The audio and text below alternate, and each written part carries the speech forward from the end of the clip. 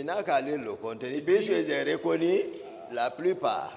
Donc, devant le tribunal, on est d'accord que ce n'est pas votre signature Non, apposée. maître, Laissez-le parler, maître. Vous êtes Ce désagréable. n'est pas à vous là. de le dire. Vous avez envoyé, s'il vous Vous avez plaît. un accusé S'il qui vous me plaît, qualifie de maître. désagréable. Mais comment Vous pouvez mélangez suivre les le faits? Vous avez tribunal. un accusé qui me qualifie de désagréable, monsieur le président.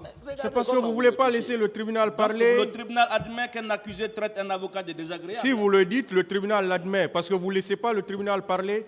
Le tribunal veut intervenir, mais vous ne voulez pas qu'il parle. Voilà. Parlez, parce que vous ne voulez pas que le tribunal parle. Le tribunal vous suit alors. Vous êtes en train de cautionner un manque de respect à l'égard des avocats, c'est pas bien. Ah oui. Je le peux pas retire, admettre- maître. Je ne peux pas Je le admettre qu'un retire. avocat Il faut, s'il vous traite plaît, un avocat de désagréable et le s'il tribunal vous- cautionne. C'est Je dommage. le S'il vous retire. plaît, Je le regrette vivement. s'il vous plaît, Je le regrette. Je le retire, maître. s'il vous plaît, Je le regrette. il faudrait que chacun comprenne que les règles de jeu de ce procès sont les mêmes contenues dans le Code de procédure pénale. Je n'ai pas cessé de le répéter à tout moment. Et à cette phase, ce n'est pas à un conseil de dire au tribunal ce qu'il doit faire. Le tribunal respecte tout le monde. Depuis le début de ce procès, le tribunal a toujours respecté toutes les parties dans cette affaire. Mais au retour, il faudrait qu'on respecte aussi le tribunal. Quand le tribunal vous dit de vous arrêter, vous devez vous arrêter. C'est ce qui est édicté par les dispositions du Code de procédure pénale. Monsieur le Président, Le tribunal tient à ce que ce procès aille dans les meilleures conditions, mais tout en respectant les dispositions du Code de procédure pénale. Il faut que chacun joue sa partition. Et surtout, le tribunal estime qu'on est ici entre professionnels. Rien ne se dira ici qui n'est pas contenu dans les différents textes qui nous gèrent. Donc c'est pourquoi il faudrait que chacun se calme. Ce n'est qu'un procès. Il faut qu'on se calme, qu'on s'écoute. Parce que nous ne sommes pas quand même dans un bistrot où chacun peut faire ce qu'il veut. Il y a des règles de jeu et il faut qu'on les respecte. Si ce tribunal respecte tout le monde, au retour, ce tribunal aussi a besoin du respect. C'est un accusé qui est là. Il n'est pas encore condamné. Rien ne dit qu'il est encore coupable. On doit le respecter. C'est comme l'accusé aussi doit respecter toutes les autres parties à ce procès. C'est réciproque.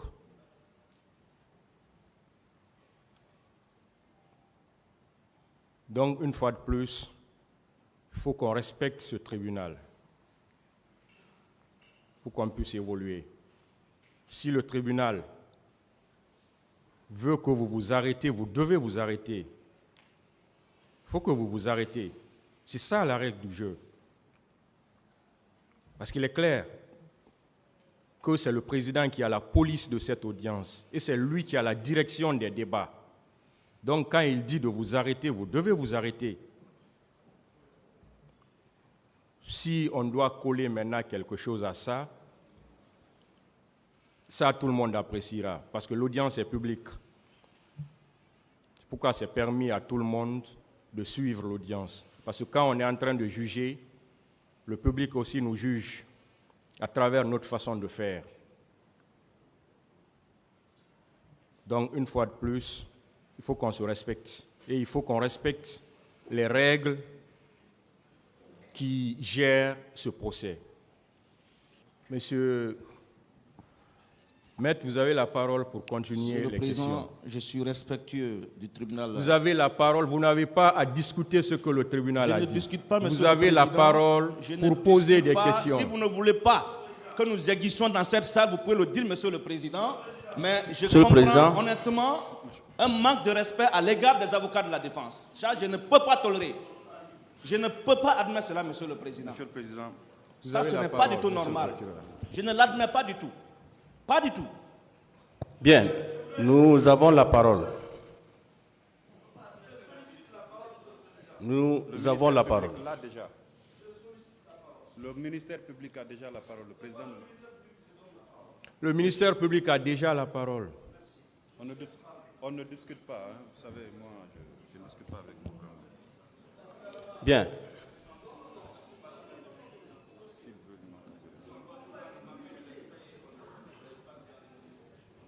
Maître, si vous continuez comme ça, je serai obligé de vous dire de laisser la salle. Hein. Si vous continuez comme ça. Si vous continuez comme ça, je serai obligé de vous dire de quitter la salle. Jusqu'à preuve du contraire, j'ai la police de l'audience encore. Allez-y. Bien, Monsieur le Président, le ministère public voudrait dire il faut qu'on fasse très attention. Il faut qu'on soigne nos langages.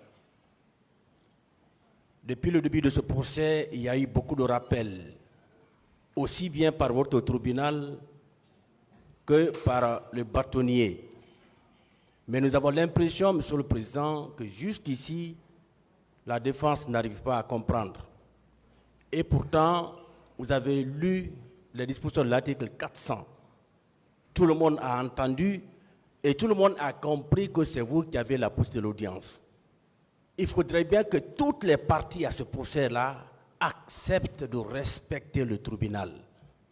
C'est tout le monde entier qui est en train de suivre ce procès-là. Il faudrait bien qu'avec nos façons de faire, Monsieur le Président, que les gens comprennent que ceux-là qui sont dans cette salle, ceux-là qui prennent part à ce procès, ont vraiment de la maturité. Si moi j'entends dire que le tribunal est en train de cautionner le non-respect de la défense, Monsieur le Président, ce langage-là ne doit pas être adressé au tribunal. Il faut qu'on accepte. Nous sommes ici, Monsieur le Président, nous sommes entre professionnels. Il faut que chacun accepte de jouer de façon loyale sa partition. Nous avons tous intérêt à ce que ce tribunal-là soit respecté. Si ce n'est pas le cas, je me dis que ça va donner l'impression comme si on est dans une foire d'empoigne, alors que ce n'est pas le cas. On n'est pas dans un cirque. Ici, on est dans un sanctuaire. Il faudrait bien que chacun accepte de se soumettre aux règles du jeu qui sont suffisamment contenues dans le Code de procédure pénale. Je vous remercie. Oui.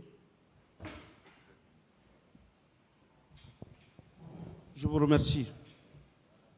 La police de l'audience, article 400. Le président a la police de l'audience et la direction des débats. Il rejette tout ce qui tendrait à compromettre leur dignité ou à les prolonger sans donner lieu d'espérer plus de certitude dans les résultats. Ça, c'est connu, Monsieur le Président. Ce n'est pas notre premier procès, nous qui sommes là. Il n'y a pas de pouvoir non plus sans limite. Les droits de la défense, à mon avis, sont sacrés. Mais j'avoue, sincèrement, et ça n'engage que moi, nous avons des difficultés. Moi, personnellement, j'ai des difficultés. Je crois que M. Pépé aussi l'a remarqué ce matin. Nous avons décidé de nous conformer en avocat respectueux de la déontologie. Mais, Monsieur le Président, ce sont nos clients qui sont en prison. Le soir, chacun de nous va rentrer. Nous allons laisser nos clients là entre les mains de la justice.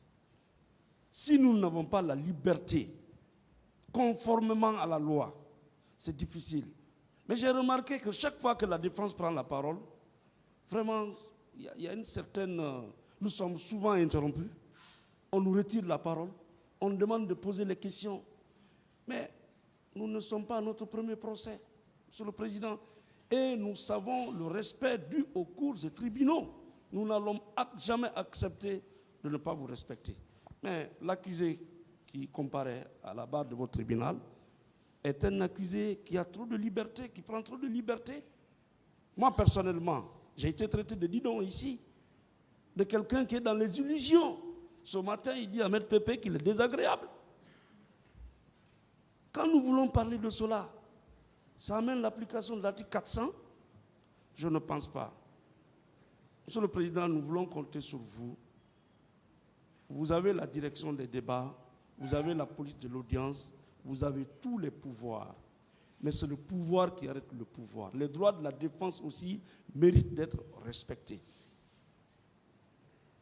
Je vous remercie.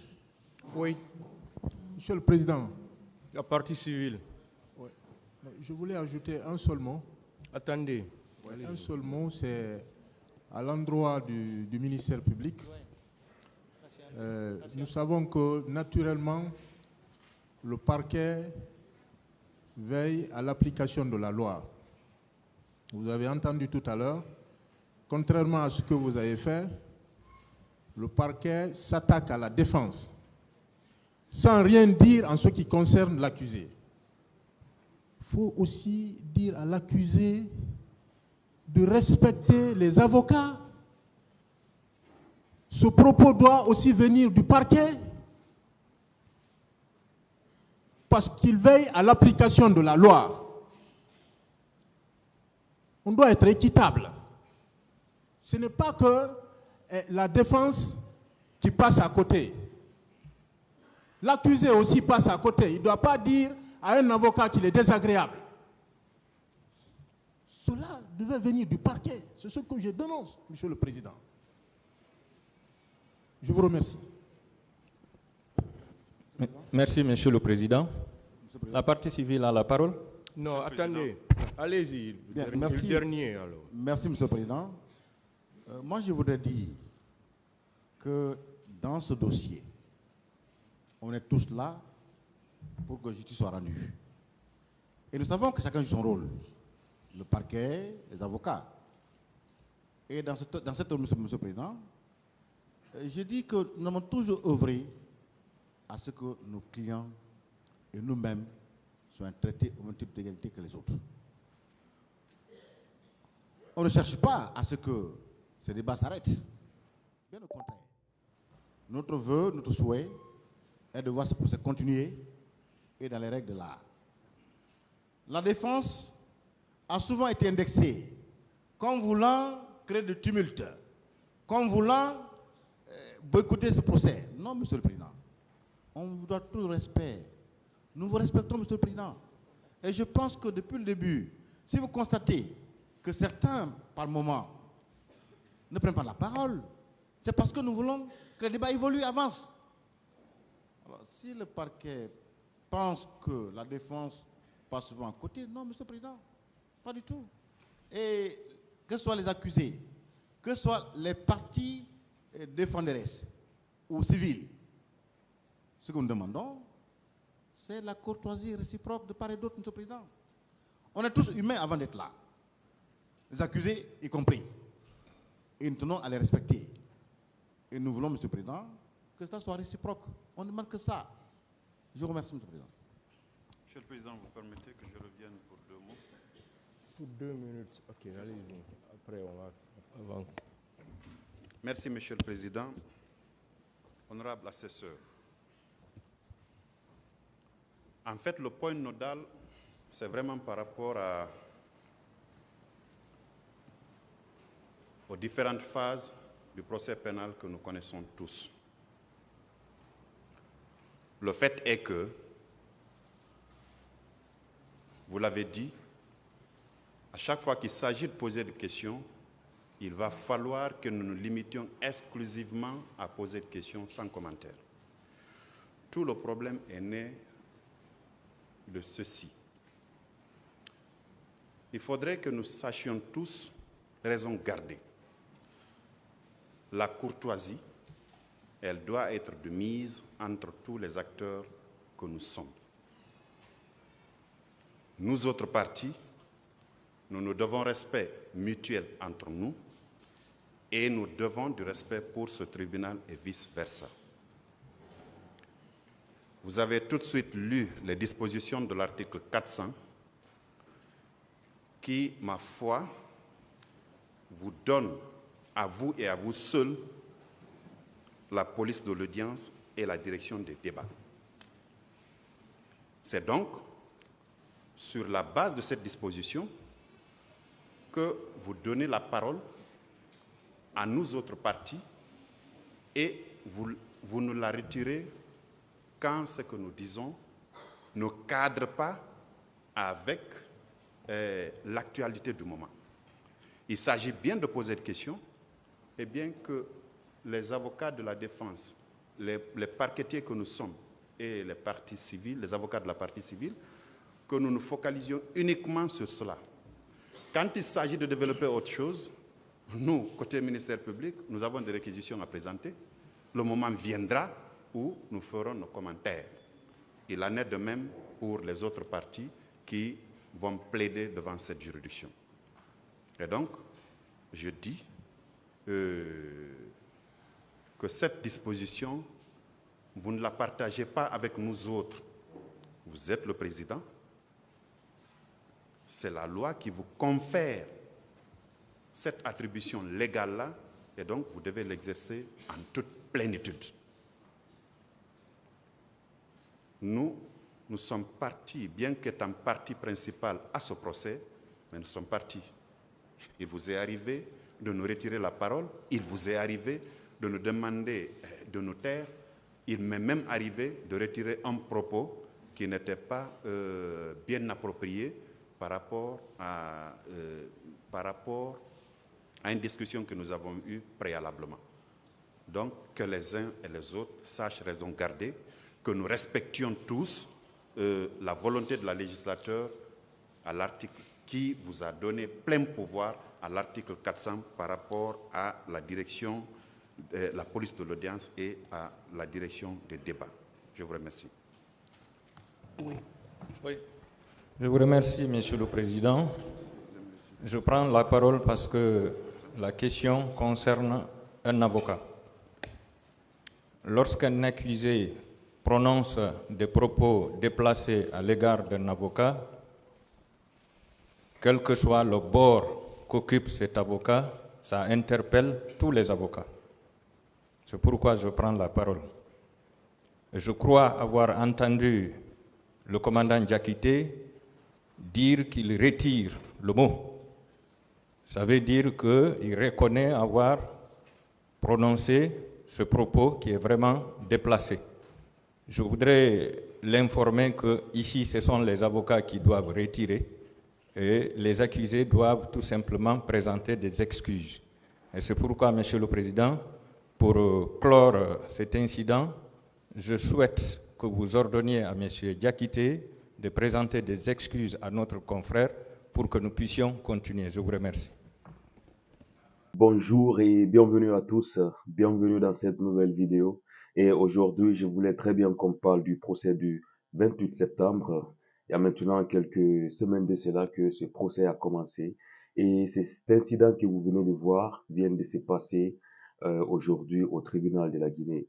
On a vu à un moment donné où toute la salle était un peu agitée, où les juges et les magistrats cherchaient à mettre les points sur les i. Mais ce que moi j'ai envie de dire dans cette vidéo, c'est de dire que à ce moment crucial de notre histoire, le plus souvent, on doit essayer de sortir, surtout dans l'émotion. Puisque le 28 septembre, au stade là-bas, ce qui s'est passé, c'était réellement un vrai carnage. Il y a eu des gens qui sont morts. Et actuellement, nous sommes en train de rechercher qui était à la base de ceci, même si que Dadi c'était le président, mais on est en train de réellement chercher qui a donné l'ordre, la raison pour laquelle actuellement ce procès-là se passe en Guinée.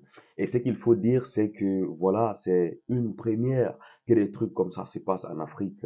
Je veux dire ici que dans les autres pays comme la Côte d'Ivoire, on a vu que le président Gbagbo a été jugé à l'extérieur, ici à La Haye, et que même par fini qu'il a été ici acquitté, soit disant que voilà, il n'était pas le coupable. Donc on s'est dit, pourquoi ne pas faire la même chose chez nous? Si on le déporte dans un pays étranger où il va passer des années, et prêt pour dire qu'il est acquitté. Donc la question qu'on se pose dans ce faille-là, jusqu'à présent, qui était à l'auteur de tous ces massacres qui s'est passé en Côte d'Ivoire? Donc je disais que c'est un grand exemple, surtout pour toute l'Afrique, parce que ce qui se passe en Guinée, ça nous donne un peu la confiance, ça nous donne la foi qu'on peut croire à ces juges, à ces magistrats de notre pays, et surtout quand on voit le président du tribunal, Monsieur Tunkara, un jeune mais qui est quand même muni d'une très grande sagesse quand on voit de la manière dont il parle, qu'il recadre la cour. Donc, on se rend compte que réellement, il est en train d'agir ici en professionnalisme. Mais il y a un peu de bémol puisque, voilà, donc à un moment donné, on a aussi l'impression que il y a une certaine facilité quand Toumba est en train de parler ici à la barre. C'est pas moi seul mon impression, mais c'est l'impression de beaucoup de personnes parce que je lis beaucoup les commentaires qui sont en bas des vidéos qui sont publiées, qui concernent ce procès. Et je vois qu'il y a une très grande partie, surtout les gens qui sont hors de la Guinée, les gens qui ne sont pas guinéens, qui jugent réellement que M. Toumba est d'une part un peu favorisé ici par le tribunal. On a l'impression que, voilà, que ça ne doit pas être réel parce que, à ce moment crucial de notre histoire, on est en train de chercher réellement la vérité pour que les Guinéens puissent vivre en harmonie parce que c'est quelque chose qu'on a attendu depuis très longtemps. Je veux dire ici maintenant, depuis 13 ans, 2009 jusqu'à maintenant 2022. Donc, ça fait réellement un sacré temps que beaucoup de personnes sont en train de chercher à savoir faire la lumière parce que faut pas oublier que d'autres jusqu'à présent n'ont pas su faire leur deuil, parce qu'ils n'ont pas vu le corps de leurs proches ou bien de leurs parents qui étaient morts pendant ce massacre du 28 septembre. Et ce qu'il faut encore dire, c'est que voilà, on est en train de voir un peu le professionnalisme et surtout ce que le maître Pépé a aujourd'hui fait, c'est quand même un caractère, il faut le dire. Il a montré ici d'une part un caractère pour dire que réellement, s'il y a la faille dans cette justice, c'est que c'est tout le monde entier qui est en train de le regarder. Donc, c'est pas la première fois qu'on essaie de recadrer en plein jugement. Et il y a aussi, voilà, un autre monsieur, un autre avocat aussi du camp des accusés qui avait aussi pris la parole pour recadrer ici cette cour, ce tribunal, pour dire que si on laisse rentrer la religion par la fenêtre, c'est que le droit va sortir vers les portes. Donc, dans cette vidéo, je voulais juste dire que on doit surtout voir ces procès avec un esprit patriotiste. On ne doit pas voir ces procès soi-disant que voilà, celui-ci est de mon ethnie, que je dois le supporter. Non, parce que de ces jugements, il part le devenir et le futur de la Guinée. J'espère que vous regardez tous cet événement et que on espère que la vérité va sortir bientôt. Maintenant, c'est Toumba qui parle et on est en train de voir que il y a beaucoup de personnes qui sont en train de dire qu'il dit la vérité, étant donné qu'il y a beaucoup de personnes qui sont impliquées. Marcel n'a pas voulu parler, bien sûr. Toumba est en train de déballer et d'étaler quelques indices de ce qui s'est réellement passé. Qui sait si Dadis va venir parler, ce qu'il va dire. Qui sait si Copland vient parler, ce qu'il va dire. Parce qu'il y a toujours des contre-vérités. Rappelons-nous qu'il y a le maître Béa qui avait posé la question hier à Toumba, à ce qu'il voulait savoir qui a pleuré entre Toumba et Copland lorsqu'on a voulu arrêter Toumba. Donc là, il nous a dit qu'il ne veut pas répondre à cette question. Et pourtant, dans les autres auditions, il nous disait ici que Copland voulait lui arrêter et que même par fini, c'est lui qui a arrêté Copland. Actuellement, les gens sont dans le box des accusés. Même s'il dit qu'ils sont là dans la salle, il faut les demander. Ceux-là n'ont pas droit à la parole. Ils ne peuvent pas parler. Maintenant là, c'est lui qui doit parler. Même s'il indexe les gens pour dire que demandez-les, on doit que se patienter que quand ces gens-là auront leur tour devant les barreaux. Alors, je vous dis, regardez ce procès avec esprit de patriotisme et surtout, on doit essayer de laisser les émotions de côté et on espère que, voilà, la vérité va triompher. Merci à tous.